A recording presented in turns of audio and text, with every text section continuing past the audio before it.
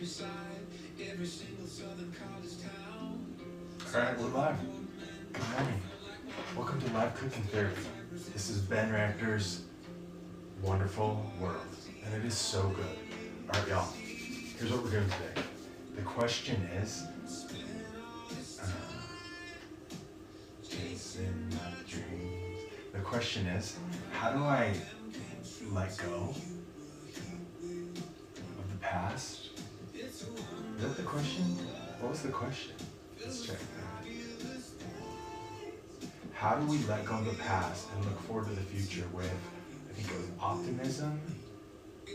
How do we let go of the past and look forward to the future with optimism and faith and joy?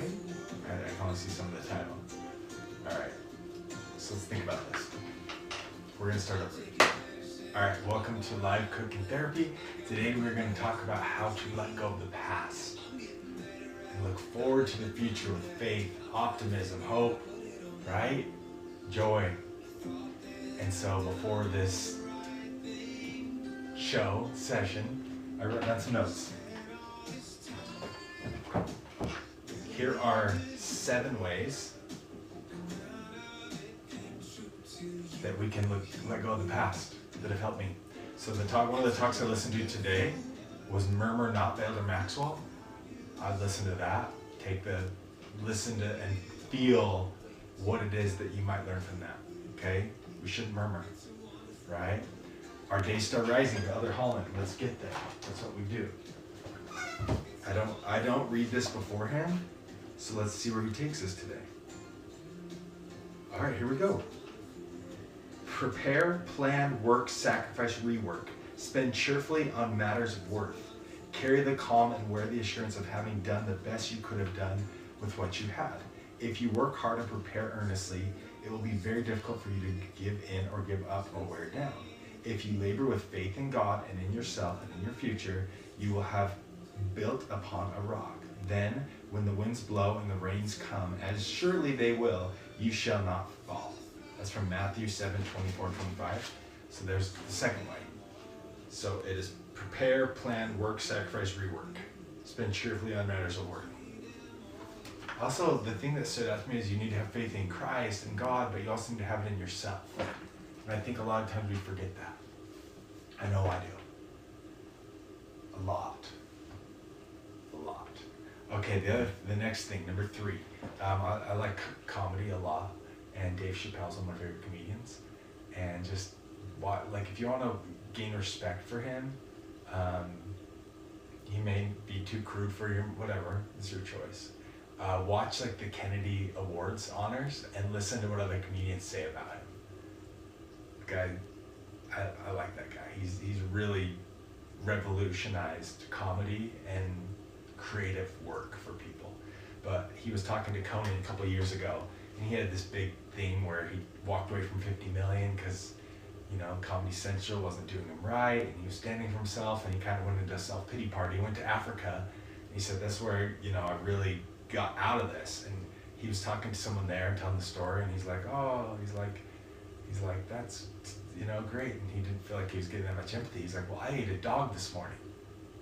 And it was that perspective of here I am crying over 50 million or not getting it when I am a millionaire and somebody's eating dog, right? It's just about perspective. Number 4, work it out.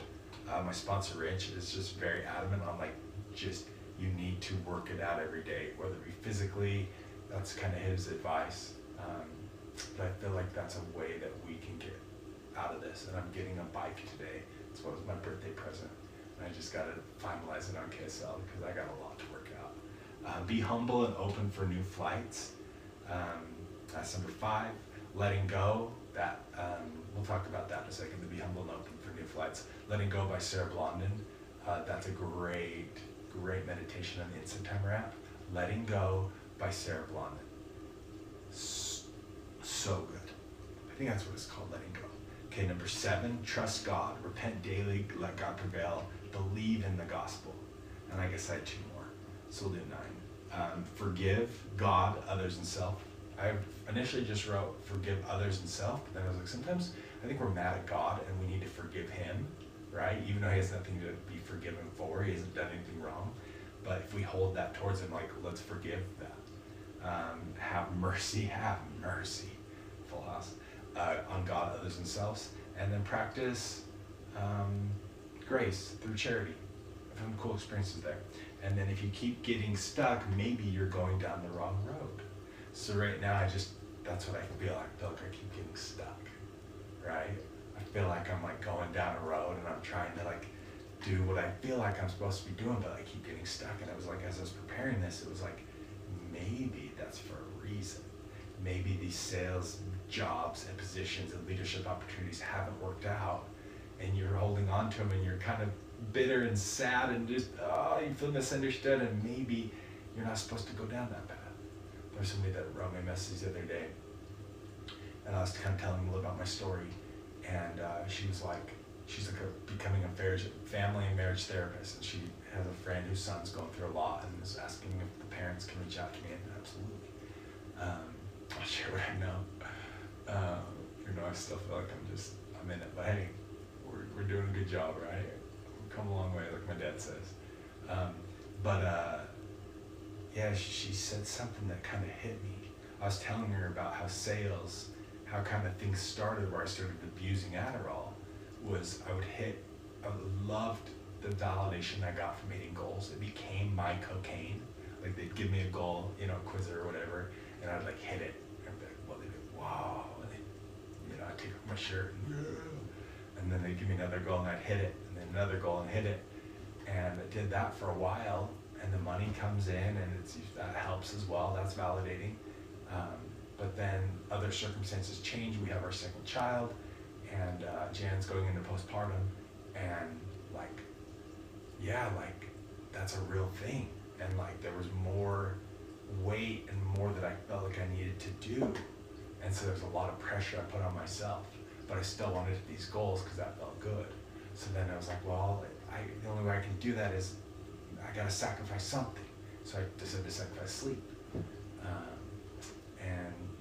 I would take an Adderall at night to stay awake, because that allowed me to email more people and do what I did, and I loved those nights, but that had to be made up somewhere. Does that make sense? But I didn't want it to be made up somewhere, so I was I just kept going and going and going, and eventually I fried. My buddy Josh Castillo, who was the CEO there, after I got done, talked about that burnout, and he's just like, you don't want to get there. It takes years to recover. And I feel like I'm still recovering, and I feel like there's going to be a lot of people burning out soon if they haven't yet. And maybe I'll be here to help them get through it as I'm trying to get through it. But yeah, this person said, well, maybe as you look for your next thing or something along these lines, it was kind of like, keep that in mind as you look for your next opportunity. Why put yourself back in that potential position where it can potentially become another cocaine, right? Hitting goals. Life circumstances are different, I don't know, but that was very interesting. So be humble and open for a new flight. Or maybe if you keep going down that path, you're supposed to be getting stuck. So I was like, maybe you're not supposed to do sales. Look for jobs in other cities like Austin or Portland, or somewhere to be closer to your kids, right? Idaho. That's what matters. That's what brings you the most joy. It really does. I love having time with my kids. I can't wait for Friday. It gives me hope. It sucks being alone. It's so lonely. But hey, they come and they just bring light, and it's that's what it's about, man. It's not about this other stuff. So anyway, yeah, today for ending with this, we're gonna do another 10 minutes. We're gonna try a couple drinks today, a couple more brews. I think we're in for quite a little treat, folks. So I've got 3 different flavors. All right. Okay, I've got this Cavita Mojita Lime Mint Coconut. Okay, I think I have. Maybe not.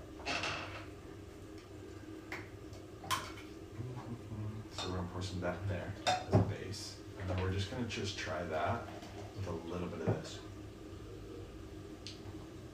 That's pretty good. That's actually really good. Okay, next thing we're gonna go here.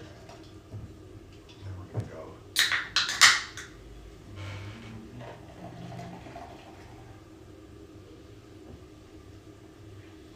Not bad.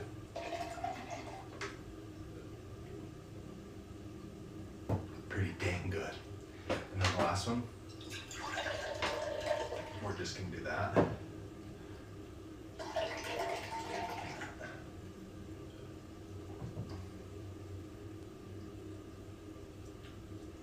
Not like blow your breath away. This was the best one by far. So we're gonna name this the bicycle. Because these cards were here. And so that's the bicycle. There it is, drink of the day. That was really good. That was really good. All right, y'all. It'll all work out. Thanks for tuning in today. No one tuned in, but I'm just practicing. Because that's what you gotta do to get better, right? Just keep practicing. Eventually, I'll be like, way better. And I want to try new stuff out with this. I saw a live show the other day after The Chosen. He was like doing all this cool stuff. It's like, okay, the technology's there and I know this can do it. I just gotta do it. And I keep waiting for someone to come help me. And it's like, bro, you gotta just figure it out, bro. And just when I say that, maybe someone will come help me. Right. All right, there you go. There's the 7 things. It ended up being 9 that help us get through stuff. Oh. These are so bad. Oh my gosh. Hey, at least I'm showing up, y'all. And that was at 7-Eleven, baby.